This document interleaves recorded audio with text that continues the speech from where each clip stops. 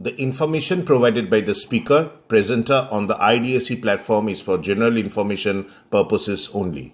All information is provided in good faith. However, we make no representation or warranty of any kind, express or implied, regarding the accuracy, adequacy, validity, reliability, availability or completeness of this information. দুর্ভাগ্যজনকভাবে এটা বলতে হলো, এটা আমাদের দেখতে হলো যে পশ্চিমবঙ্গের সম্মানীয় মুখ্যমন্ত্রী, যিনি কিনা সংস্কৃতি মন্ত্রী বটে, যিনি কিনা জুলাই মাসের শেষে যিনি বললেন যে আর কোনোভাবেই শুটিং বন্ধ হবে না, তারপরেও তার যে সমস্ত চেলাচামুন্ডরা বা দলীয়ভাবে যেভাবে সংস্কৃতি মন্ত্রী এবং মুখ্যমন্ত্রীকে মিথ্যেবাদী প্রমাণিত করলেন, তার কথার দামটাই রাখলেন না, তাতে অত্যন্ত বিপদ মমতা বন্দ্যোপাধ্যায়েরও বটে যে তার কথা যেমন কেউ বিশ্বাস করে না আজকাল, ঠিক তেমনই তার দলের লোকজনও বিশ্বাস করে না বলে এমন একটা অদ্ভুত ঘটনা ঘটল। জুলাই মাসের পর থেকে পরপর 3 জন স্বনামধন্য পরিচালক যাদেরকে হেনস্থা করা হলো, কখন? শুটিংয়ের মাঝপথে। Point to be noted. আমরা যদি ধর্মঘট ডাকি তাহলে ইন্ডাস্ট্রি একটা পাতা নড়বে না। 28টা গিল যদি ব্যাকআউট করে একটা পাতা নড়বে না। আজকে একজন বলছেন একজন ডিরেক্টর ছাড়া ওনারা নাকি অসম্মানিত। আচ্ছা, ডিরেক্টর কি শুধু একমাত্র শুটিংয়ে কাজ করেন? আর বাদবাকি ক্যামেরাম্যান, সাউন্ড রেকর্ডিস্ট, ম্যানেজার আর ডিরেক্টর, তাদের কোনো ভ্যালু নেই? শুধু ডিরেক্টরই ভ্যালু আছে, আর কারোর কোনো ভ্যালু না, কারোর কোনো সম্মান নেই। এটা সম্পূর্ণ একটা বিকৃত প্রচার টালিগঞ্জে যেটা হচ্ছে। এটার সঙ্গে রাজনীতির কোনো সম্পর্ক নেই। টেকনিশিয়ানদের সংগঠন 8,000 টেকনিশিয়ান, তাদের সমস্ত রকম সামাজিক সুরক্ষা, তাদের কাজের অধিকারের যাবতীয় ব্যবস্থা, এবং সেখানে ফেডারেশন কাজ করছে, পরিচালকরাও কাজ করছেন। মাননীয় মন্ত্রী অরূপ বিশ্বাস, ইন্দ্রনীল সেন তারা দেখছেন। অরূপ বিশ্বাস একটি বৈঠকও ডেকেছেন, এবং সেই বৈঠক ডাকার পরেও কেউ কেউ বললেন কর্মবিরতি। তাতে দেখা গেল বোধহয় খুব বেশি হলে 4টে কাজ হচ্ছে না, বাকি সবাই কাজ করছেন। অরূপ বিশ্বাস বৈঠক ডাকার পরেও যদি কেউ বলে থাকেন কাজ বন্ধ করব, সেটাও তো ঠিক নয়। ফলে নিশ্চিতভাবে ওখানে এই শিল্পের সঙ্গে জড়িত যারা রয়েছেন তারা এই যে জট যেটুকু বলছেন জট, সেটা খুলে যাবে। টলিউডে আবার সংকট। গত জুলাই মাসে পরিচালক রাহুল মুখোপাধ্যায়ের একটি ছবি নিয়ে সংকট ঘনীভূত হয়, স্তব্ধ হয় লাইট, ক্যামেরা, অ্যাকশন। নবান্নে মুখ্যমন্ত্রী টলিউডের বিবদমান পরিচালক ও ফেডারেশন কর্তাদের নিয়ে মধ্যস্থতায় স্থির করেন যে 30তম আন্তর্জাতিক চলচ্চিত্র উৎসবের পর 3 মাসের মধ্যে কমিটি রিপোর্ট দেবে। সেই ভিত্তিতে সমাধান সূত্র স্থির হবে, কিন্তু সেই কমিটি বাস্তবে দেখা যায়নি। কয়েকদিন আগে আবার বিবাদ সৃজিত সেনের সিরিয়াল নিয়ে। পরিচালকের অভিযোগ, না জানিয়ে ফ্লোরে আসেননি কলাকুশলীরা। অন্যদিকে কলাকুশলীদের অভিযোগ, পরিচালক তাদের অসম্মানজনক ব্যবহার করেছেন, আপত্তিকর মন্তব্য করা হয়েছে। প্রায় 72 ঘন্টা অচলাবস্থার পর মুখ্যমন্ত্রীর নির্দেশে মন্ত্রী অরূপ বিশ্বাস, ইন্দ্রনীল সেনের সঙ্গে দুপক্ষের আলোচনা। মুখ্যমন্ত্রীর তৈরি এই প্রতিনিধি দল জানালেন যে সমস্যা নাকি মিটে গিয়েছে। অথচ বাস্তবে দেখা গেল অধিকাংশ স্টুডিওতে কাজ হলো টলিউডের অন্যতম নায়ক, প্রযোজক প্রসেনজিতের ছবি এবং তৃণমূল বিধায়ক রাজ চক্রবর্তীর ছবিও কর্মবিরতিতে আছে। শুধু তাই নয়, তারা সমস্যা সমাধানে আদালতে পর্যন্ত গেছেন। গত বছরের বিবাদের জেরে দিল্লির এক আদালতে ফেডারেশনের বিরুদ্ধে মামলা করেছিলেন পরিচালকেরা। অনেকগুলি অভিযোগের অন্যতম অভিযোগ ছিল, নবাগত কোনো নতুন পরিচালক যদি ছোট বাজেটে ছবি করতে চায়, তাকেও 70 জন কলাকুশলী নিতে হবে। বাস্তবে কাজ হয়তো করতে হয় 10 জনকে, বাকিদের বিনা কাজে মজুরি দিতে বাধ্য করা হয়। বিদেশের শুটিংয়ে 19 জন কলাকুশলী নেওয়া বাধ্যতামূলক। প্রতি বিদেশ সফরে 2টির বেশি ছবি শুটিং করা যাবে না। সেক্ষেত্রে নতুন টিম নিতে হবে। হঠাৎ ঘোষণায় কলাকুশলীরা ছুটি নিয়ে নেন, ফলে বিপুল আর্থিক ক্ষতি হয় প্রযোজক পরিচালকদের। এমন সব অযৌক্তিক আইন ফেডারেশন মানতে বাধ্য করায়। যেসব আইন রূপায়ণের কোনো এখতিয়ারই নেই ফেডারেশনের। পরিচালক সংগঠন ও ফেডারেশন দুপক্ষই সম্মুখ সমরে। দুপক্ষই দুপক্ষের এখতিয়ার নিয়ে প্রশ্ন তুলেছেন। কয়েকদিন আগে ঘটে যাওয়া ঘটনাক্রম আরেকবার বরঞ্চ দেখুন। আমারটা আমি বলতে পারি এখানে যে একটাই জিনিস, যে আমি কোনোভাবে আজ অব্দি টেকনিশিয়ান বিরোধী কোনো মন্তব্য কোথাও করিনি। এইটা আমার টেকনিশিয়ান বন্ধুদের কেউ ভুল বোঝাচ্ছে, এবং আমার টেকনিশিয়ান বন্ধুরা আমি জানি না তারা কেন এটা ভুল বুঝছেন।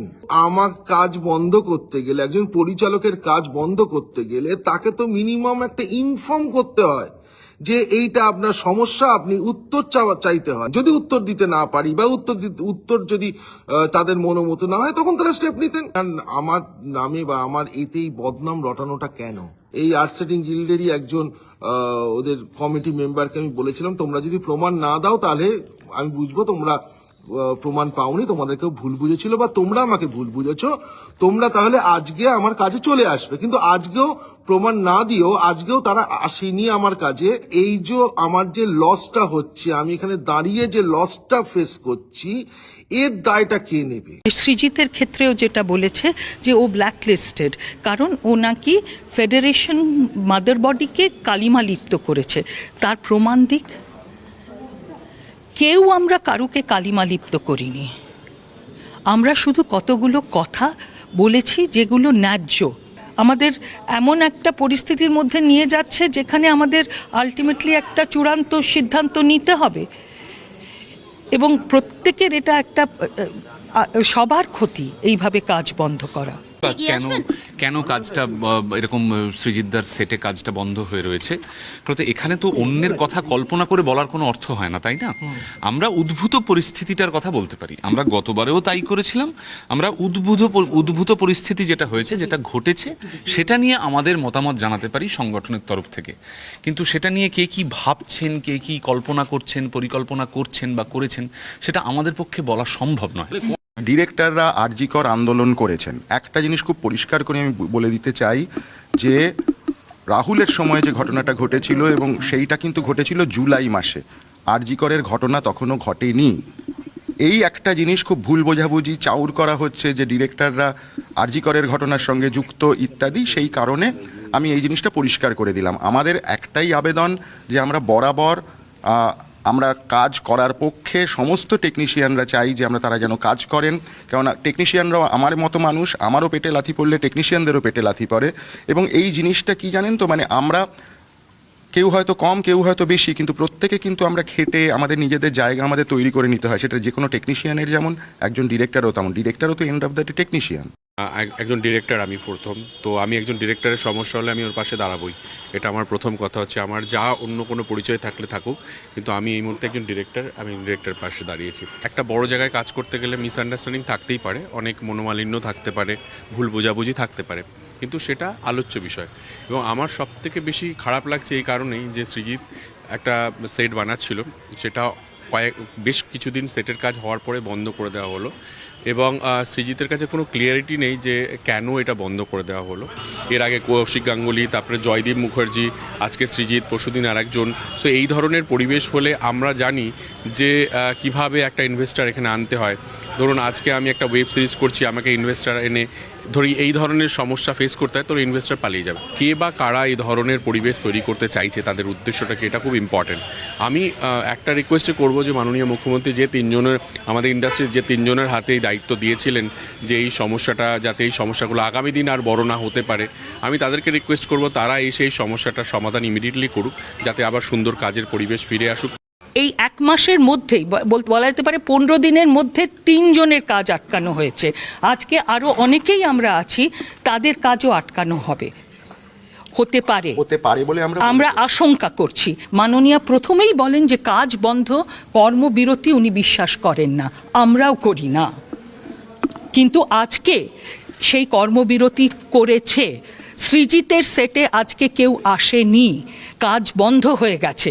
আমরা প্রশ্ন করছি যে কি আমাদের অন্যায়। আজকের আলোচনার ভিত্তিতে কালকে আমরা দেখব, কাল সন্ধেবেলায় বা রাতের মধ্যে আমরা পরবর্তী পদক্ষেপের সিদ্ধান্ত নেব এবং সবাইকে জানাব। এখানে না ভেবে দেখার প্রয়োজন আছে যে এতে লাভ বা ক্ষতিটা কার বা কাদের হচ্ছে। এটা যে কলাকুশলী ভাই বোনদের কাছে আমার একটা প্রশ্ন। তা শুনেছি বলা হচ্ছে যে আমরা নাকি ফেডারেশন বিরোধী কাজ করেছি। একটি কমিটি হওয়ার কথা ছিল, সেই কমিটি হয়নি, তাই আমরা অন্য জায়গায় আপিল করেছি, আবেদন করেছি।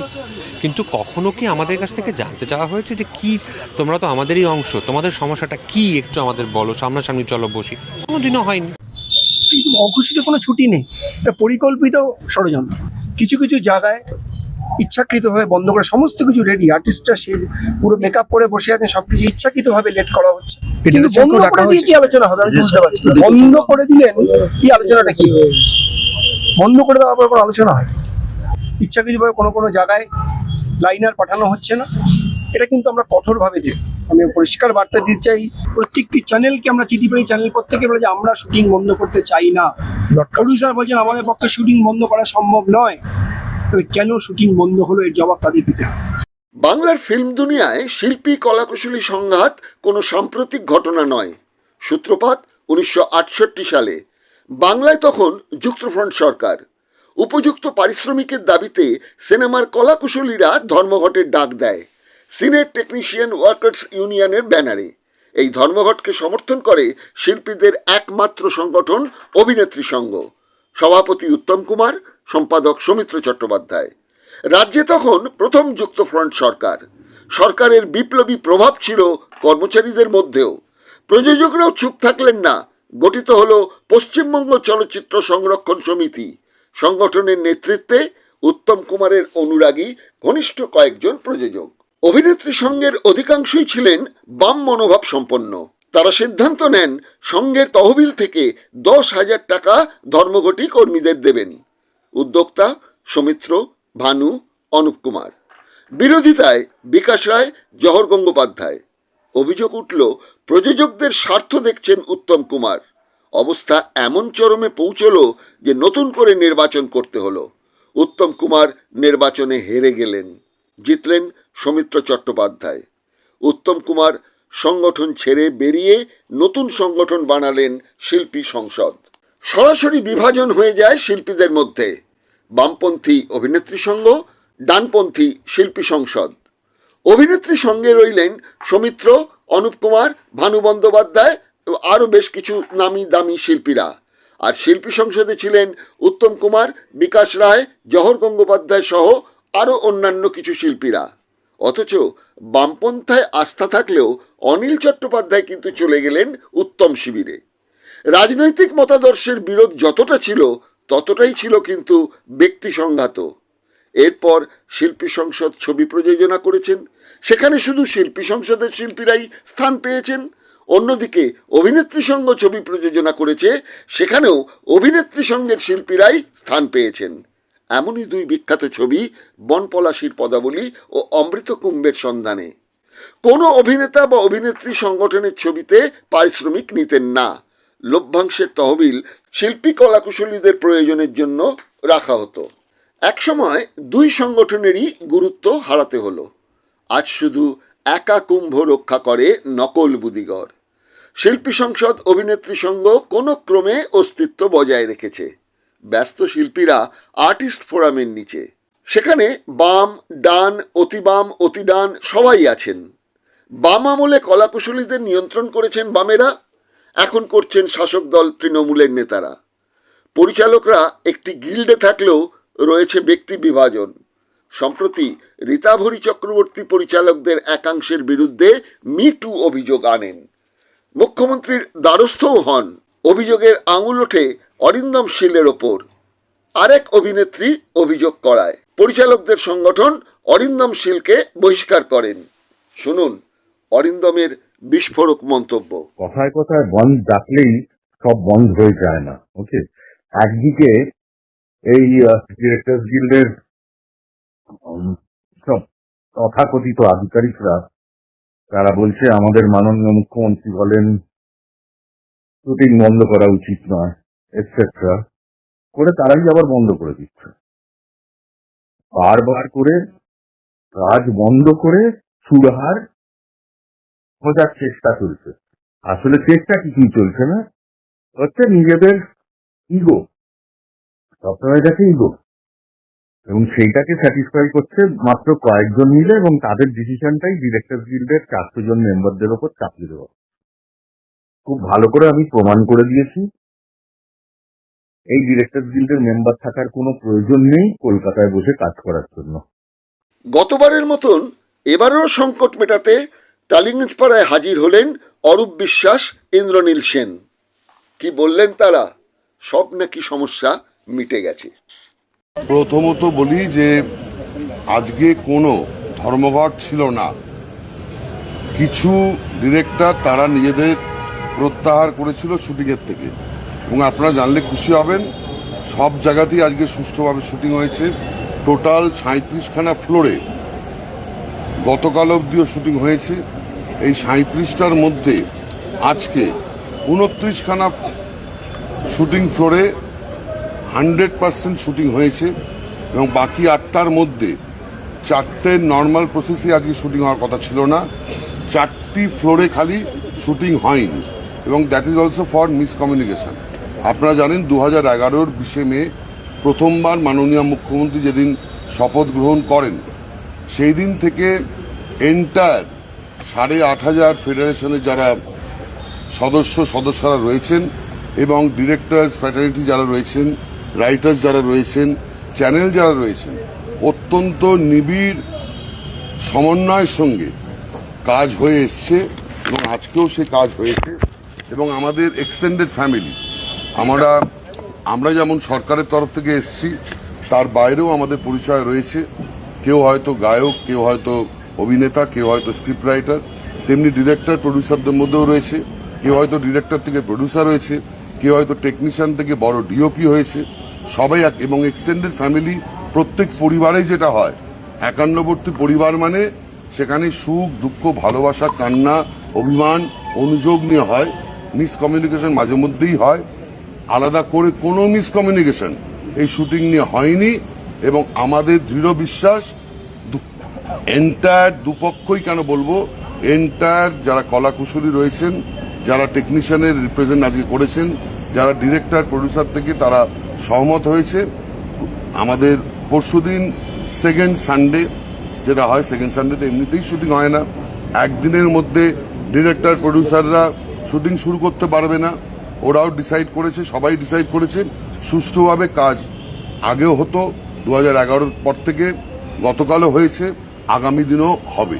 আসলে কিন্তু জট কাটেনি। মুখ্যমন্ত্রীর মনোনীত প্রতিনিধিদের মন্তব্যকে মূল্যহীন প্রমাণ করে পরিচালকেরা কর্মবিরতি থেকে আদালতের দ্বারস্থ হলেন। কমিটির অন্যতম গৌতম ঘোষ মৌন, প্রসেনজিৎ মৌন, দেব অস্বস্তিতে, জিৎ দূরত্ব বজায় রেখেছেন।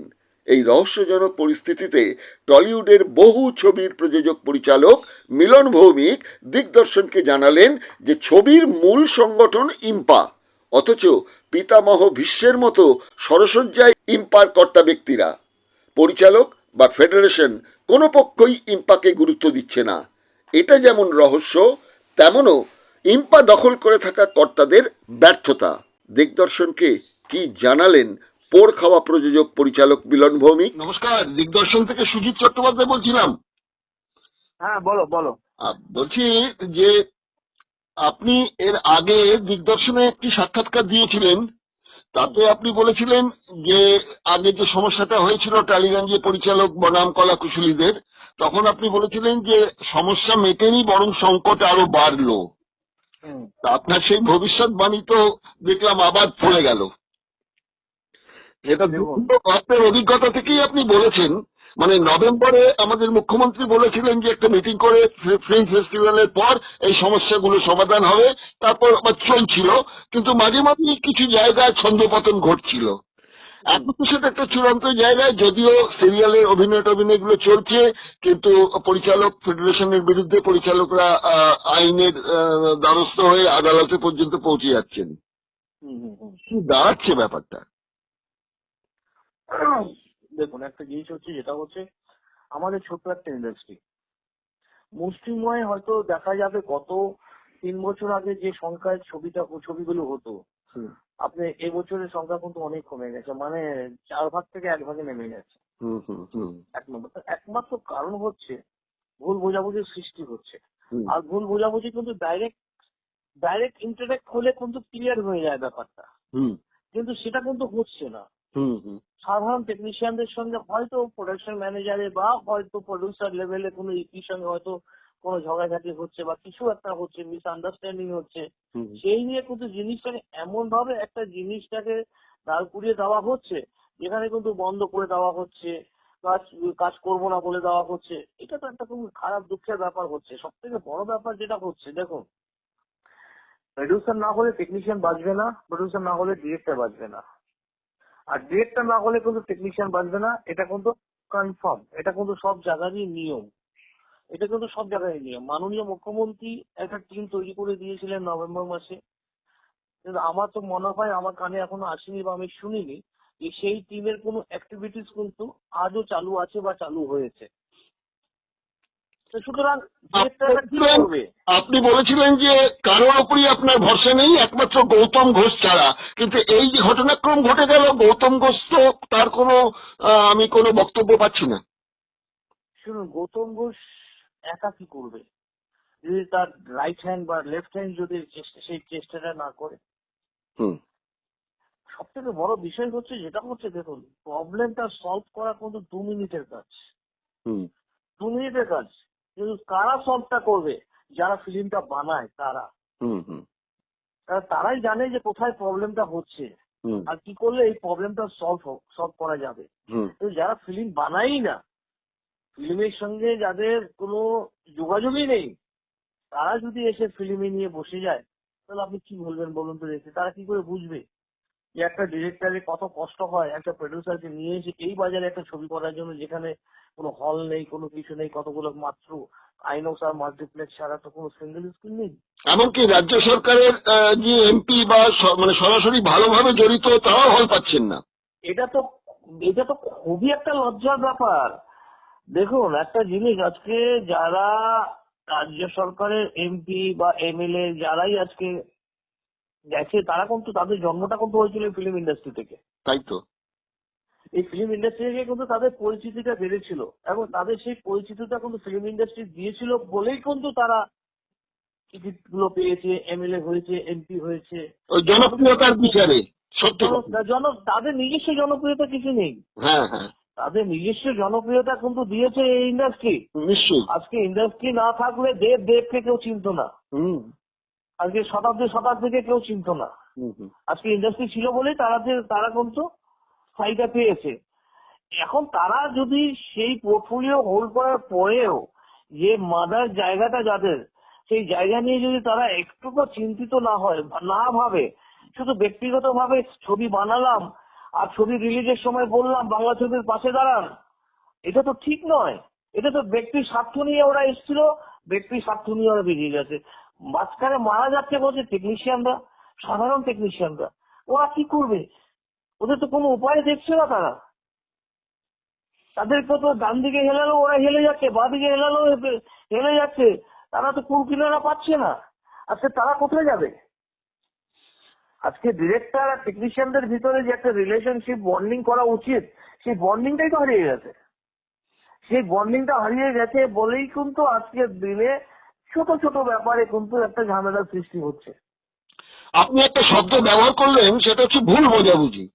এখন এর আগেও যে ঘটনা ঘটেছে সেটা হয়েছিল ভুল বোঝাবুঝি, তবে এবারও যখন হয়েছে তখনও কিন্তু বারবার পরিচালকদের তরফ থেকেও বলা হয়েছে যে একটা নিজেদের ভুল বোঝাবুঝি। আবার এমন একটা জায়গায় দাঁড়িয়েছে যে কৌশিক বাবু পরমব্রতকে বলেছেন যে আমার সঙ্গে যে ডিসপিউটটা হচ্ছে তোমরা এক্ষুনি এদের ব্যাপারে কিছু বলো না, আমাদের মিটিং চলছে, হয়তো মিটে যাবে। তখন পরমব্রত সেই ব্যাপারটা নিয়ে বলেছেন যে একজন বয়োজ্যেষ্ঠ পরিচালক আমাদের অনুরোধ করায় আমরা এই ব্যাপারটা নিয়ে কিছু বলছি না। কিন্তু ভুল বোঝাবুঝি কখন হয়? যখন সামান্যতম কোনো কারণে কিছু একটা হয় তখন এটা ভুল বোঝাবুঝি পারে। সুতরাং স্বামী স্ত্রীর সম্পর্কে যদি বছরভর ভুল বোঝাবুঝি চলে, সেটা তো বিচ্ছেদ ছাড়া আর কি বলবো। দেখুন, বিচ্ছেদ তো হতেই পারে, এবং আজকে বিচ্ছেদটাই তো শেষ কথা নয়। বিচ্ছেদ তো শেষ কথা নয়। আপনি যে মাত্র যাদের রেফারেন্সটা দিলেন, যিনি একজন বয়োজ্যেষ্ঠ ব্যক্তির নাম আপনি উল্লেখ করলেন, আমি নাম বলবো না, তিনি কেন সেই কথাটা বললেন যে আমার সঙ্গে কথাবার্তা চলছে তোমরা কিছু বললো না? তিনি তো প্রথম সারিতে ছিলেন আগের যে আপনার স্ট্রাইকটা হয়েছিল, দেখুন, একটা পরিচালক আপনি নিজেও জানেন, সে চাইলে যতটা আলোচনার মধ্যে দিয়ে কাজটা মিটিয়ে নেওয়া যায়, প্রযোজক বাঁচে, পরিচালক বাঁচে, সবাই যাতে বাঁচে। পরিচালকেরও তো সন্তানের মতন করে একটা ছবি তৈরি করেন। একজন পরিচালকের এটা হচ্ছে কর্তব্য, একজন পরিচালকের এটা হচ্ছে কর্তব্য। কিন্তু আমি যদি অ্যাসোসিয়েশনকে নিয়ে ধরে চলি, তখন ভাবতে হবে সমষ্টিগত ভাবে, তখন কিন্তু আর নিজের ভাবনাটা ভাবলে হবে না। সুতরাং নিজের একটা অ্যাসোসিয়েশনের জন্য যদি নিজের কিছু পার্সোনাল ইন্টারেস্ট যদি স্যাক্রিফাইস করতে হয়, তাহলেও কিন্তু তাকে করা উচিত, কারণ তিনি সেই অ্যাসোসিয়েশনের একটা মেম্বার। এইবার ধরুন আমি গিয়ে সেখানে বললাম, দেখুন একটা জিনিস আমি বলছি, আমি জানি না ওরা কতটা ছবি করছে বা কি করছে, কাদের কি ক্রেডেনশিয়াল আছে ছবিতে, কতটা ছবি করেছে, এ কোথায় মানে ওয়েল খরচা করে গিয়ে রাষ্ট্রপতির প্রাইজ নিয়ে আসলো বা কোথা থেকে গিয়ে কি নিয়ে আসলো, আমি ওইসবকে পাত্তা দিই না, আমি ওইসবকে মনেও করি না। দর্শকের দরবারে যদি যে যাবে, প্রকৃত দর্শকরাই হচ্ছে আমাদের ভগবান, আর প্রকৃত দর্শকরাই হচ্ছে আমাদের ভাগ্য বিধাতা। তারা যা বিচার করে রায় দেবে সেটাকে আমাদেরকে মাথা পেতে নিতে হয়। এবার দেখা যাচ্ছে যে কতগুলো জিনিস, যেমন আমার ক্ষেত্রে আমি প্রায় 90টার মতো ছবি বানিয়েছি। বাংলা ইন্ডাস্ট্রিতে কোনো আর্টিস্ট বাকি নেই যাদেরকে নিয়ে আমি কাজ করিনি। আমার তো সেরকম কোনো ঝামেলা হচ্ছে না, আমার কোনো ঝামেলা হচ্ছে না, কারণ আমি জানি, আমার অভিজ্ঞতা আছে টেকনিশিয়ানদের কিভাবে হ্যান্ডেল করতে হয়। তাদেরকে ভালোবাসতে হবে, তাদেরকে আবার কড়া চোখে তাকাতেও হবে। আমি অ্যাসোসিয়েশন বা ফেডারেশনের কথা বলছি না, আমার সঙ্গে যদি কোনো পার্সোনাল টেকনিশিয়ানের যদি কোনো রকম পরিচয় থাকে বা আমার সঙ্গে পার্সোনাল টেকনিশিয়ানের যদি কোনো রিলেশন থাকে, সেই টেকনিশিয়ানটা কখনোই চাইবে না যে আমার কাজটা বন্ধ হয়ে যাক। আর আমার যতবারই আমি শুটিং এ গেছি, যতবারই আমি আউটডোর গেছি, বাইরে গেছি, কলকাতায় শুটিং করে, রিসেন্ট আমি 3খানা ছবি শুটিং করেছি, আমার তো ফেডারেশনের তরফ থেকে কোনো প্রবলেম হয়নি। হ্যাঁ, তারা কি করেছে দেখুন একটা জিনিস, তারা কতগুলো রুলস করেছে এবং সেই রুলস গুলা এমনই কতগুলো মানে আইন বিরুদ্ধ রুলস। আমি এটা বলবো, তাদের যে রুলসটা করেছে আইন বিরুদ্ধ রুলস, এর জন্য কিন্তু ফেডারেশন দায়ী নয়, এর জন্য দায়ী কিন্তু আমাদের ইস্টার্ন ইন্ডিয়া মোশন পিকচার অ্যাসোসিয়েশনের যে প্রডিউসার সেকশন আছে তারা। সেম ঘটনা দাদা, সেম ঘটনা। কারণ আপনি এমপাতে গিয়ে খবর নিন তো যে প্রডিউসার সেকশনে কারা প্রডিউসার, কারা প্রডিউসার, কারা আজকে 16,000 টাকা দিয়ে প্রডিউসার হয়ে যাচ্ছে। যদি শিকড়টা ঠিক না থাকে গাছটা তো এইভাবে চলবেই, শিকড়টাই তো আমাদের গন্ডগোল। একজন প্রডিউসার কখনো চাইবে না ফেডারেশনের সঙ্গে গন্ডগোল হোক, বা একজন প্রডিউসার কখনো চাইবে না যে তার ছবিটা বন্ধ হয়ে যাক। এই তো আমি শুনলাম যে সুরেন্দ্র রানে তো আজকে পরিষ্কার বলেছে যে আমার শুটিংও চলছে, আমার ফেডারেশনের সঙ্গে আলোচনাও চলছে। এটাই তো কাম্য, এটাই তো কাম্য। আমি কেন কোর্টে দৌড়ে চলে যাব? কোর্ট তো বিচার করবে না, কোর্ট তো আরো সমস্যার সমাধান করবে না, সমস্যার সৃষ্টি করবে। এর আগের সাক্ষাৎকারেও আপনি বলেছিলেন যে তার সঙ্গে ফেডারেশনের একটা চুক্তি আছে, সেই চুক্তিটা কেউ প্রকাশ্যে আনছে না। আনছে না কেন? কেন আনছে না? সেই চুক্তিটা কোথায়? তাহলে ফেডারেশন একা একা কোনো কি আইন তৈরি করতে পারে ইন্ডাস্ট্রির জন্য? একদমই পারে না, একদমই পারে না। না তো এমপা পারে না, না তো ফেডারেশন পারে না। শুনুন, আগে ছিল যেরকম আমাদের জয়েন্ট অ্যাকশন কমিটি ছিল, একটা জেসিসি ছিল, আজকে সেই জেসিসি কিন্তু নেই। আজকে এলোমেলো করে দেমা লুটে পুটে খাই, ইন্ডাস্ট্রি যাচ্ছে রসাতলে। তাহলে ছবি যদি না হয় তাহলে তো ইম্পার অস্তিত্ব বিপন্ন। দেখুন একটা জিনিস কি, ছবির হচ্ছে বা বন্ধ হচ্ছে বা কোথায় হল বন্ধ হয়ে যাচ্ছে বা কোথায় প্রডিউসারের, এই যে আজকে বিরাট ঝামেলাটা হচ্ছে, আপনি বলুন তো দেখি। এই যে আজকে ইন্ডাস্ট্রিতে নিয়ে আজকে যে 4 দিন হলো না 5 দিন হলো, এটা টালমাটাল অবস্থা চলছে। একবারের জন্য কি 1 ঘন্টার জন্য কি এমপাতে কি মিটিং হয়েছে, প্রডিউসারদের মিটিং হয়েছে? মিটিং তো হয়নি। ফেডারেশনের সঙ্গে কি এমপা একবারও তার রিপ্রেজেন্টেটিভ পাঠিয়ে কথা বলেছে যে ভাই দেখো শুটিংটা বন্ধ হলে টেকনিশিয়ানদের প্রবলেম, প্রডিউসারদের টাকার লোকসান হয়ে যাবে, চলো না আমরা বসে একটা ডিসকাশন করি, এমপাতে বসে একটা ডিসকাশন করি? সেটা তো করেনি, সেটা তো করেনি। কেউ চাইছে না মীমাংসা মিটুক, কেউ চাইছে না, কেউ চাইছে না। সুতরাং এটা মিটবে বলে আমার খুব ধারণা কম। কোর্টে গেছে, দেখুন আজকে কোর্টে যাওয়ার সবার অধিকার আছে, আপনিও কোর্টে যেতে পারেন, আমিও কোর্টে যেতে পারি, কিন্তু শেষ বিচার কিন্তু কোর্ট করবে না। কারণ আমাদের টেকনিশিয়ান ভাইদের আমরা আলাদা করতে পারবো না আমাদের থেকে।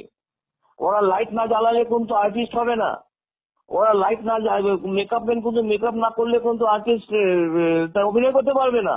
এর দেশে যদি চুল না বাঁধে তাহলে কিন্তু ওখান থেকে তার কেস সজ্জা হবে না। প্রোডাকশন বয় যদি এক গ্লাস জল না এগিয়ে দেয় সে জল খাওয়া হবে না। না, এটাও যেমন ঠিক কথা, আবার ওটাও ঠিক কথা যে এত কিছুর পরেও একজন পরিচালকই প্রডিউসার নিয়ে আসতে হয় তাকে, তারপর প্রত্যেকের পেমেন্টের ব্যাপার, প্রত্যেকে বেঁচে এখন একটা জিনিস বলছি, প্রত্যেকটা ডিপার্টমেন্ট ওয়াইজ তো এই জন্য ভাগ করেই দেওয়া আছে যে ডিরেক্টরের কাজটা কি, প্রডিউসারের কাজটা কি, এক্সিকিউটিভ প্রডিউসারের কাজটা কি, এটা ম্যানেজারের কাজটা কি, একটা প্রোডাকশন বয়ের কাজটা কি। একটা ডিরেক্টর তো সে প্রডিউসার তো আনবেই, সে নিজের স্বার্থে আনবে, ইন্ডাস্ট্রিকে বাঁচানোর জন্য আনছে না। ইন্ডাস্ট্রিকে বাঁচিয়ে দিলাম এই না ভাই আমি একটা প্রডিউসার বিনা স্বার্থে আমি কাজ করে গেলাম, তা তো হচ্ছে না। একটা পরিচালক একটা প্রডিউসারকে আনছে তার নিজের পুরো স্বপ্নকে বাস্তবায়িত করার জন্য, তার সে নিজের স্বপ্নকে বাস্তবায়িত করার জন্য বিভিন্ন মানুষের সাহায্যের প্রয়োজন হয় এখানে। না, এখানেও তো একটা কথা আছে মিলন বাবু, যদি একটা পরিচালকের প্রত্যক্ষ কোনো স্বার্থ থেকে থাকে তাহলে পরোক্ষ স্বার্থও তো একটা থাকে, কারণ তিনি ভালো করেই জানেন যে আমি একা ছবিটা তৈরি করতে পারবো না, আমাকে 10 জনকে নিয়ে করতেই হবে। এটা পরিচালকও খুব ভালো করে জানেন। আপনার যেটা বলতাম ডিরেক্টরস মিডিয়া, সেখান থেকে আপনিও জানেন এতদিন ছবি করার অভিজ্ঞতা থেকে যে প্রডিউসারদের একটা সে থাকে। আগেকার দিনে প্রডিউসারদের দেখা গেছে তাদের একটা সিনেমা সম্বন্ধে কমিটমেন্ট থাকতো। এখন দেখবেন ইত্যাদি ইত্যাদি ইত্যাদি নানা রকম ব্যবসা করার সঙ্গে সঙ্গে তারা চলে আসছে ব্যবসায়, তাদের কিন্তু ইন্ডাস্ট্রির সঙ্গে কোনো কমিটমেন্টের ব্যাপার থাকছে না। সেক্ষেত্রে একটা পরিচালককে আজ থেকে 30 বছর আগে একজন প্রডিউসার জোগাড় করাটা যতটা কষ্টসাধ্য ছিল, আপনাদের সময় পর থেকে এখনো পর্যন্ত কিন্তু যে কোনোদিন সিনেমা করেনি তাকেও কোনো ক্রমে রাজি করিয়ে একটা সিনেমায় নিয়ে আসা, এই কমিটমেন্ট লেস লোক যারা এসে ইনভেস্টমেন্ট করে আসেন, নানা কারণের জন্য আসতে পারেন, সেটা আলাদা প্রশ্ন। কিন্তু এখন তো অনেক টাফ হয়ে গেছে একটা প্রডিউসারকে জোগাড় করে পরিচালককে নিয়ে আসা। তারা যদি দেখে যে ইন্ডাস্ট্রির ভেতরে এইরকম ঝামেলা রয়েছে, তারা তো এরপরে আর বলবে বাবা এই ব্যবসা দরকার নেই, আমি রামশ্যাম যদুমধু হাজার ব্যবসা আছে, এটা করতে হবে, আমি তো মাথার দিব্যি নেই, অন্য ব্যবসায় চলে যাবো। দেখুন আপনাকে এটা মানতে হবে, আমাদের ইন্ডাস্ট্রিটা হচ্ছে একটা গ্ল্যামার ইন্ডাস্ট্রি, ঠিক আছে। অনেক যারা ফাইন্যান্সাররা আসেন, প্রডিউসাররা আসেন, এখানে প্রডিউস করছেন, মানে আসেন মানে আমরা জানতে পারছি আছে অমুকে একটা। আপনি বলুন তো দেখি, আপনি কি আজ পর্যন্ত জানতে পারেন যে 1 নম্বর যিনি আছেন, যাদেরকে আপনারা মিডিয়াতে যাদেরকে মানে 1 নম্বর বানিয়ে রেখে দিয়েছেন, তার প্রডিউসারদের নামগুলো কি? জানতে পারবেন না। তারা মেঘের আড়ালে, তাহলে সামনে কি আছে? 1 নম্বরটা আছে। তারা মেঘের আড়ালে থেকে সেই পরিচালককে বিশ্বাস করছে, সেই পরিচালক গিয়ে তাকে সত্য মিথ্যা ইন্ডাস্ট্রির আসল রূপ না দেখিয়ে তার স্বপ্নের রূপটা দেখানো হচ্ছে তাকে।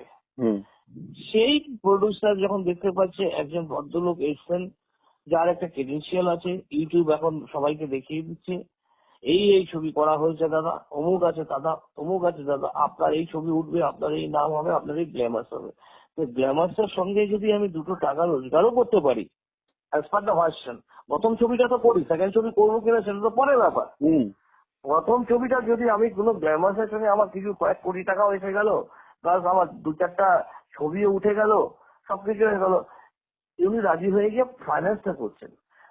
পরিচালকরা কখনোই কিন্তু তার প্রডিউসারকে নিয়ে এসে টেকনিশিয়ানদের সঙ্গে পরিচয় করান না, কখনোই করান না। প্রডিউসার সেই জন্য জানতেও পারে না what is the problem raise করেছে ইন্ডাস্ট্রিতে, তার প্রবলেমটা কি রেজ করেছে ইন্ডাস্ট্রিতে। কারণ প্রডিউসাররা কখনোই জানতে পারে না তার ছবিতে কোন কোন টেকনিশিয়ানরা কাজ করছে বা তার আর্টিস্টের কি রেমুনারেশন আছে বা সেই টেকনিশিয়ান কি রেমুনারেশন পাচ্ছে। সুতরাং প্রবলেমটা তো তার নয়, প্রবলেমটা হচ্ছে ডিরেক্টরের। কারণ ডিরেক্টর একটা কমিটমেন্ট করে সেই প্রডিউসারকে নিয়ে এসেছে, একটা ফিক্সড বাজেট তাকে করে দিতে হয়েছে। ওখানে বাজেটে বেশি হয়ে গেলে সে প্রডিউসার বলবে, জিজ্ঞেস করবে, তাকে জিজ্ঞেস করবে, যে তাকে কমিটমেন্ট করেছে তাকে জিজ্ঞেস করবে সুতরাং একটা পরিচালকের ঠিক এমনই দায়িত্ব থাকে একটা প্রডিউসারকে কনভিন্স করে নিয়ে এসে তাকে রাজি করিয়ে ইন্ডাস্ট্রিতে একটা ছবি বানানোর। এইটুকু অব্দি কিন্তু পরিচালকরা দায়িত্বটা সুন্দরভাবে পালন করে। এরপরে আর কিন্তু আর ভেঙে পড়ে যখনই যে কোনো টেকনিশিয়ানদের ঝামেলা হয় বা কিছু হয়, প্রকৃত ঘটনাটা তো তারা জানতে পারে না। সেই প্রকৃত ঘটনা যদি তারা জানতে পারতো তাহলে সেটা নিয়ে ডিসকাশন আমাদের এমপাতে বসে করলে ভালো হতো। সেটা রাস্তায় না নেমে, রাস্তায় তো নামা হচ্ছে এখন তো রাস্তায় নেমে যাওয়া হচ্ছে। আর কি হচ্ছে, সকালবেলা দেখতে পাই আমরা ইন্ডাস্ট্রিতে টেকনিশিয়ান স্টুডিও হোক বা অমুক হোক, বিভিন্ন মিডিয়ার লোকেরা ক্যামেরা ট্যামেরা নিয়ে গিয়ে হাজির হয়ে গেছে আর্টিস্ট দেখার জন্য, artist director, artist producer, artist অমুক। এই জন্যই তো জিনিসটা আমি বারে বারে চাইবো, আমিও যে পরিচালক আমিও বারে বারে চাইবো আমি এবিপিতে বসে 4 বার ভাষণ দিয়ে দিই, আমার পাবলিসিটিটা হোক যে আমি একটা লিড ফ্রন্টে আছি। কারণ আমি যদি আজকে দেখাই যে আমার এই লিড ফ্রন্টে আছে, তাহলে ব্যাকগ্রাউন্ডে হয়তো আর একটা প্রডিউসার আমার রেট হয়ে গেল। বা পর্যায়টা প্রকৃত সমস্যাটা নিয়ে তো আলোচনাই হচ্ছে না। এমন আপনি বলুন তো দেখি, যে বন্ধের মধ্যে বলেছে যে সমস্ত পরিচালকরা চলে গেছে, বন্ধ হয়ে গেছে, তমুক হয়ে গেছে। কোথায় বন্ধ হয়েছে দাদা? কোথায় বন্ধ হয়েছে? হয়তো 20খানা ছবির ভিতরে হয়তো 5খানা বন্ধ হয়েছে, 15খানা তো রানিং ছিল। এটাও সত্যি কথা, আমিও খবর নিয়েছি। এটা হচ্ছে মোস্ট বড় প্রবলেম। ফেডারেশন আজকে কেন বলেছে যে আমরা বন্ধ করলে পাতা পর্যন্ত হিলবে না? হ্যাঁ, ঠিক বলেছে, ঠিক বলেছে। তারা যদি কোনো টেকনিশিয়ানদের কোনো মেডিক্লেমের একটা অ্যারেঞ্জমেন্ট সেখান থেকে হোক না কেন, 5 লক্ষ টাকা তো একটা টেকনিশিয়ানের মেডিক্লেম পাচ্ছে না। এই যে পারস্পরিক যে দোষারোপ এমন জায়গায় পড়ে গেছে, এই দোষারোপটার মীমাংসা একজুট হয়ে আলোচনার মাধ্যমে মেটানোর জন্য আমাদের মাননীয় মুখ্যমন্ত্রী বলেছিলেন। কিন্তু মুখ্যমন্ত্রী বললো, দেখুন তার প্রচুর কাজ, নানা রকম ঝামেলার মধ্যে থাকেন উনি, কিন্তু এদের যে দায়িত্বটা, এই দায়িত্বটা তো সঠিকভাবে পালন করা হচ্ছে না। না, দায়িত্ব পালনের জন্য তো তিনি অরূপ বিশ্বাসকে দায়িত্ব দিয়েছিলেন, ইন্দ্রনীলকে দায়িত্ব দিয়েছিলেন, তাদের সঙ্গে মিটিং হলো, মোটামুটি মিটে গেল, এরকম একটা খবরও আমাদের কাছে এলো। একটা দায়িত্ব নয়, দায়িত্ব দেননি, একটা কমিটি তৈরি করে দেওয়া হয়েছিল। একটা কমিটি তৈরি করে দেওয়া হয়েছিল, 4-5 জনের একটা মেম্বারশিপ উনি ঠিক করে দিয়েছিলেন। তারা তো মধ্যস্থতা করতে গিয়েছিল। দেখো সেই মিটিং এ কিন্তু দেবও ছিল, প্রসেনজিৎ ছিল। সেই মিটিং এ সেই কমিটিতে কিন্তু দেবও ছিল, প্রসেনজিৎ ছিল। কিন্তু এত কিছু থাকার পরও এক পক্ষ আরেক পক্ষকে তাদের এখতিয়ার নিয়ে প্রশ্ন যখন, এটা পক্ষ নয়, এটা পক্ষ নয়, একটা রুলস অ্যান্ড রেগুলেশন বানানো কথা বলেছিল যে কি সিস্টেমে আমাদের ইন্ডাস্ট্রিটা চলবে। তার প্রধান ছিলেন আমাদের গৌতম দা, এবং বাকি যারা মেম্বার ছিলেন তারাও খুব অ্যাক্টিভ ছিল। দেব তো ভীষণই ভালোভাবে অ্যাক্টিভ, কেন সে প্রোডাকশন করছে সে জানে। আর প্রসেনজিৎ তো ভীষণই ভালো, তারা ছোট থেকে ইন্ডাস্ট্রি থেকে বড় হয়েছে। মুশকিলটা হচ্ছে এই 4 মহারো থেকে এক জায়গায় করে নিয়ে অরূপদা বসতে পারলেই সমস্যার সমাধানটা মিটে যেত। কিন্তু এখানে তো সদিচ্ছার অভাব। এখানে তো হচ্ছে কি আছে, আমার যখন ছবিটা রিলিজ হবে তখন আমি ইন্ডাস্ট্রি নিয়ে ভাসবো, তখন আমি হলে হলে দৌড়াবো, আর কোথায় কি হল আছে সেটা দেখবো। দাদা চেষ্টা করলে তো 50টা হাউসও ও একাই খুলে দিতে পারতো, দিদিকে বলে পারতো না? একবারও কি চেষ্টা হয়েছে? তার মানে আপনি বলছেন যে পরিচালকরা এখন সমস্যার কথা বলছেন তারা ব্যক্তি স্বার্থের জন্যই ব্যাপারটাকে জিয়ে রেখেছেন। 100% আমি আমার হ্যালো বসে হতে পারে এমপাতে গিয়ে কোর্টে তো লাস্টে, কোর্টে না গিয়ে যদি এটা প্রত্যেকটা পরিচালক তখনই হয় যদি তার পিছনে কোনো প্রডিউসার থাকে। প্রডিউসার না হলে সেই পরিচালকের পিছনে যতগুলো প্রডিউসার আছে তারা একত্রিত হয়ে এমপাতে গিয়ে বসো, এমপা থেকে হুইপ জারি করা হোক। আজকে বন্ধ ডাকবে, কারা ডাকবে? এমপা ডাকবে বন্ধ, যদি সেরকম মনে হয় প্রডিউসারদের ক্ষতি হয়, এমপা ডাকবে বন্ধ। কিন্তু এমপা তো নিষ্পব। তাহলে যে বারবার এই শব্দটা খুব উঠছে এখতিয়ার, এরা বলছে এদের এখতিয়ার নেই, ওরা বলছে এদের এখতিয়ার নেই। সবার এখতিয়ার আছে দাদা। এখানে একটা ছোট টেকনিশিয়ানকেও কিন্তু কেউ করলে হবে না। টেকনিশিয়ানদের যেরকম প্রয়োজন আছে আমাদের, টেকনিশিয়ানদেরও আমাদেরকে প্রয়োজন আছে। আমরা একে অপরের পরিপন্থী, আমরা একে অপরকে বাদ দিয়ে চলতে পারি না কখনো। তো দুপক্ষকেই আর করতে হবে, তার পক্ষে- পোস্টে আছে, এটা ভুল কথা। হুম। দুপক্ষ থেকেই তো এখতিয়ারের প্রশ্নটা তোলা হচ্ছে। এটা ভুল করছে, তো সেখানে তো মীমাংসা হবে না। এটা ইগো ক্লাস হয়ে গেছে দাদা, সমস্যার সমাধান থেকে এখন হয়ে গেছে ইগো। তাহলে মুখ্যমন্ত্রী যে কমিটি তৈরি করছেন বা যাদের উপর দায়িত্ব দিয়েছেন, ধরুন আজকে আপনাকে আমি যদি একটু উদাহরণ হিসেবে বলি যে এদের ক্ষোভটা গিয়ে দাঁড়াচ্ছে, নাম না করলেও এই ক্ষোভটা গিয়ে দাঁড়াচ্ছে আপনার বিশ্বাস বাবুর ওপর, স্বরূপ বিশ্বাসের ওপর। এটা ভুল, আমি তো বারবার আগাগোড়াই বলেছি। আমি আগাগোড়াই বলেছি এখানে অরূপ বিষয় বা স্বরূপ বিষয় করণীয় কিছু নেই। এক কথা তো বারবার বলা যায় না। আর স্বরূপ বিশ্বাস যে প্রেসিডেন্ট হয়েছে তাকে তো সেটা ইলেকশনের মাধ্যমেই এসছে, টেকনিশিয়ানরাই তোকে দাঁড়িয়েছে, হ্যাঁ, তার করিয়েছে। ঠিক ঠিক সেটা উড়িয়েছে জুড়ে বসে। ঠিক টেকনিশিয়ানরা ভোট না দিলে তো আর অরূপ বিশ্বাস স্বরূপ বিশ্বাস তো প্রেসিডেন্ট হতে পারতো না। ঠিক। তা এই জিনিস তো ইম্পার ক্ষেত্রে প্রযোজ্য, তাই হয়েছে। তারাও তো একটা নির্বাচনের মাধ্যমে এসে প্রথমে ঢুকেছিল। এই যে জিনিসটা হচ্ছে, ইম্পাতে যখন এই নির্বাচন হয়েছিল তখনই কিন্তু সঙ্গে সঙ্গে কিন্তু আপনার কোর্ট কেস হয়ে গেছিল। কিভাবে কোর্ট কেস হয়েছিল? যে আমাদের বক্তব্য ছিল যে যারা ভোট দিয়েছে তারা কেউই প্রডিউসার নয় as per the article of the association.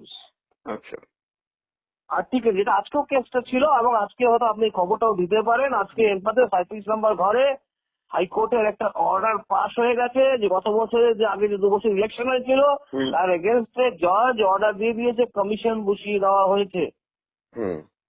Commission বসিয়ে দেওয়া হয়েছে, স্ক্রুটিনি চলছিল, আজকে ডিক্লেয়ার করে দিয়েছে, কমিশন বসিয়ে দিয়েছে, 5 তারিখে ডেট আছে। বুঝতে পারছেন? তবে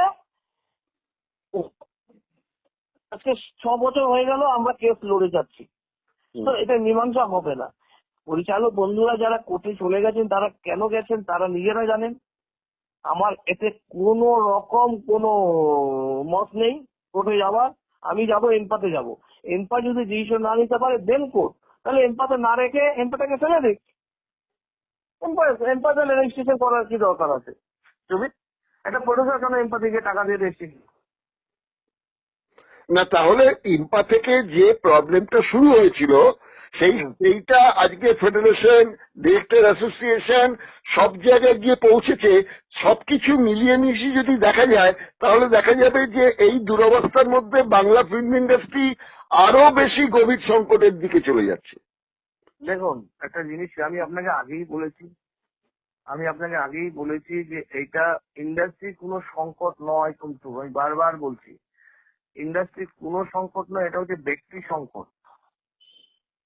বুঝতে পারছেন? ইন্ডাস্ট্রি কোনো সংকট নয়। ইন্ডাস্ট্রি সংকট হতো তাহলে সপ্তাহ করে ছবি রিলিজ হতো না। আপনার ডিস্ট্রিবিউশন পাড়ার কোনো খবর হয়তো রাত্রে এখন কেন জানি না, আপনি আজকে একটা ছবি রিলিজ করতে জানতো থেকে আপনি হাউসে পাবেন না। সেই কথাই তো, এটাও তো একটা সংকট। তাহলে এত ছবি হচ্ছে কোথা থেকে? সুতরাং সংকটটা ইন্ডাস্ট্রির নয়, সংকটটা হচ্ছে ব্যক্তি স্বার্থ, ইগোর ক্লাশ হচ্ছে। আমি বড় ও ছোট, এই জিনিসটা থেকে বেরিয়ে আসতে হবে। আমরা সবাই ছোট, আমরা সবাই বড়, ইন্ডাস্ট্রিটা আমাদের। এইটা যদি যখনই ভাববে তখনই সব ঠিক হয়ে যাবে। আমি এটা ফেডারেশনকেও বলছি যে তোমরাও কেউ বড় নও ভাই, তোমরাও প্রডিউসার ছাড়া কেউ নও, বা তোমরাও ডাইরেক্টর ছাড়া কেউ নয়। সেম কথা আমি ডিরেক্টর বলবো যে ভাই টেকনিশিয়ান ছাড়া তোমরাও কেউ নয়। প্রডিউসারদের বলবো ইয়েস, আপনারা ছাড়া ইন্ডাস্ট্রি নয়, আপনারাই ইন্ডাস্ট্রির মাথা। আপনারা একটু শক্ত হলেই কিন্তু সব সমস্যার সমাধান হয়ে যায়। কেন? ইনভেস্টমেন্টটা আপনাদের, লসটা আপনাদের, লাভটা আপনাদের। একটা প্রডিউসার যখন ছবি করতে আসে তাই প্রথমে গিয়ে এমপাতে তাকে রেজিস্ট্রেশন করে 18,000 টাকা দিতে হয়। প্রথমে তাকে এমপাতে রেজিস্ট্রেশন করতে হয়, 18,000 রুপিস তাকে জমা দিতে হয়। ইনভেস্টমেন্ট শুরু হয়ে যায়। প্রথম দিন পকেট থেকে শুরু হয়ে যায়, একটা ছবি শুরু হওয়ার আগে থেকে এসে তার ইনভেস্টমেন্ট শুরু করলো as per the director advice. ডাইরেক্টরের অ্যাডভাইস শেষ হয়ে গেল, ছবি কমপ্লিট হয়ে গেল, এবার সেন্সর করাতে যাবে, আবার সে এমপাতে যেতে হয় তাকে। এমপা থেকে আবার তাকে সেন্সরের একটা সার্টিফিকেট কমপ্লিট হয়ে গেছে, আমাকে তুমি এবার একটা সার্টিফিকেট দাও। এবার এমপা কি করলো, 3,000 টাকা নিয়ে আবার তাকে একটা নো অবজেকশন সার্টিফিকেট বানিয়ে দিল। এবার আবার সেন্সরে গিয়ে তাকে এক গাদা টাকা জমা দিতে হলো। এক গাদা টাকা জমা দেওয়ার পরে সে সেন্সর সার্টিফিকেটটা পেলো। এবার সেন্সর সার্টিফিকেটটা কাগজটা নিয়ে এসে আলমারিতে রাখলো। এবার যে মার্কেটে বেরোলো প্রডিউসারটা যে আমার ছবিটা এবার কোন কোন হাউসে রিলিজ হবে। এবার তার সামনে এসে দাঁড়ালো বিভিন্ন ব্রোকার, বিভিন্ন দালালরা এসে বললো, দাদা এই হাউসে আগে অ্যাডভান্স না করলে তো হাউসটা পাবেন না। এছাড়া তখন কিন্তু ইনভেস্টমেন্ট হয়ে গেছে 1.5 কোটি টাকা। যখন সে দেখলো 1.5 কোটি টাকা আমার ইনভেস্টমেন্ট অলরেডি হয়ে গেছে, তাহলে আর 50 লাখ টাকা ইনভেস্টমেন্ট করে আমাকে ছবিটা তো রিলিজ করতেই যাবে। তাহলে মরছেটা কে? কোনো প্রডিউসার, কোনো টেকনিশিয়ান মরছে না কোনো ডাইরেক্টর মরছে? তাই তো আমি বলছি, যদি প্রডিউসারের যদি এইরকম অবস্থা থাকে, পকেটের পয়সা খরচা করে অন্যান্য তার জন্য দায়ী হলো প্রডিউসার, দায়ী হলো সে এমপা, দায়ী হলো এখানে ফেডারেশনের দায়ী নয়, ডিরেক্টরটা দায়ী হলো। হ্যাঁ, তাই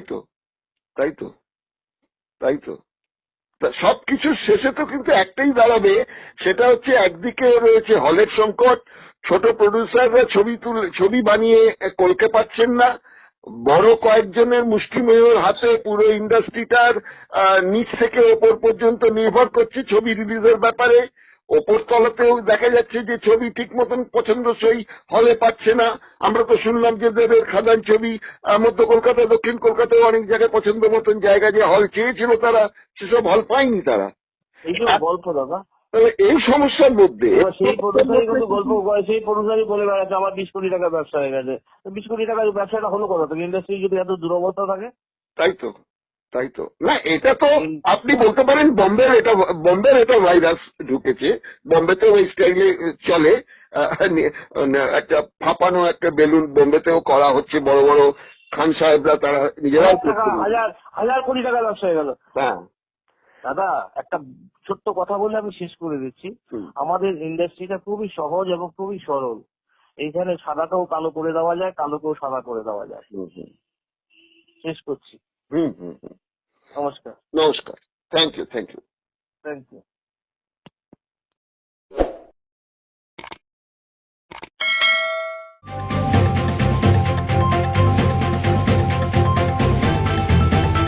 রংহীন সংবাদ আর অজানা তথ্যের জন্য দেখুন দিগদর্শন, 10-এর পাশে, দেশের সাথে।